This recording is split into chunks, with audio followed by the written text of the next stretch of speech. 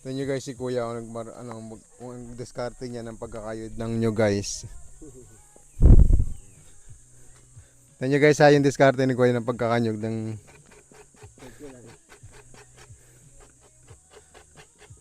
Ang galing ah. So ganyan guys diskarte dito sa gubat guys pag magkakayod at wala kayong kayuran ng nyog. Wala pa. Anong tawag dyan kuya? Wala pa. Palapa. Ito nyo guys yung palapa lang ng nyog. Ang talas naman yan. Ang galing. Ganun guys, ang galing tatay kayod ng niyog. Diskarte. Sayang hindi natin naipakita kung paano tinalupan yung niyog. Mamaya kuya, kayang pa magtalo mamaya isa pa. Papakita natin sa kanila kung paano makapagtalop ng niyog ng walang gamit na gulok.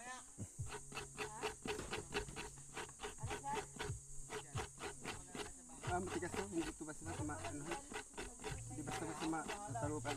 Yan. Galing. Nandun diskarte. Yun naman guys, ang talas ng pangkayod. Palapa lang yan ng nyug. Yung mga ganyan Ang pinakamaganda doon, magpapadingas tayo nang walang apoy. Oh, yun? Sige nga. Wala tayo dito wala tayong kawayan dito eh. Sige nga. Pag may kawayan tayo, saka na. Oo. Papadingas tayo walang apoy. Ibig sabihin, nung gagawa tayo ng apoy, na walang posporo, walang lighter. Galing.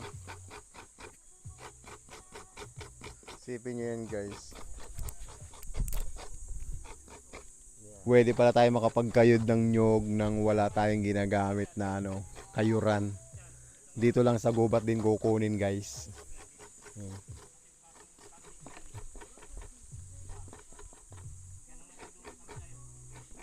Pero kailangan malakas. Gaganunin mo kagad yun.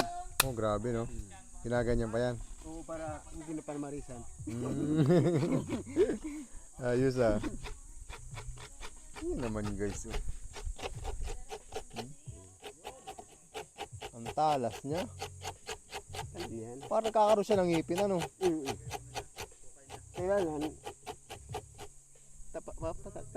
ang tawag ito, tataliman mo rin. At tinam yan, nilagyan mo ng Talim. talim. Ang astig. Hindi naman ganun siya katalim, pero napapagtsagaan. Kanina nagtataka tayo sa kuya, kaya sabi ni kuya siya daw magkakayod ng iniisip ko wala naman tayong kayuran. Pero yung pala ang kanyang gagawin.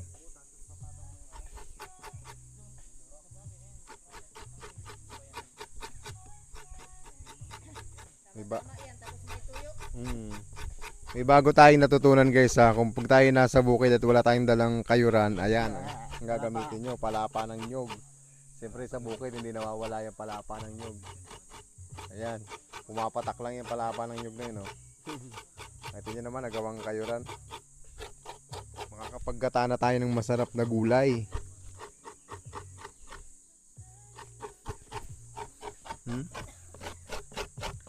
Ang ganda nung pinaganohan.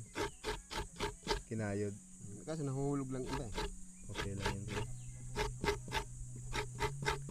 Pwede palang dalhin yun sa bahay, yan ang ilagay na kayuran. Hindi na bibili ng talim Hindi na gagawin. Tapos putol na ulit. Talim na ulit. Gagawa na ng talim. Gawa ulit talim. Pero pag igang-iga, hindi na rin siya matalim. Mahalambot din siya. Kailangan yung may kaganyan. Ang ganyan, may sariwa pa. Ganito. Kasi pag igang-iga na, kaganyan, hindi na masyado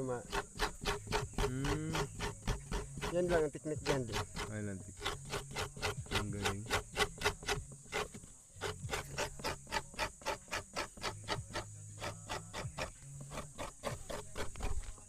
Ayan guys.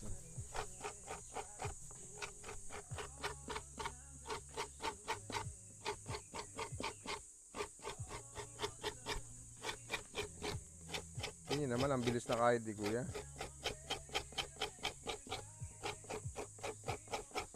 Parang nasa kayuran lang. Parang kayuran lang din.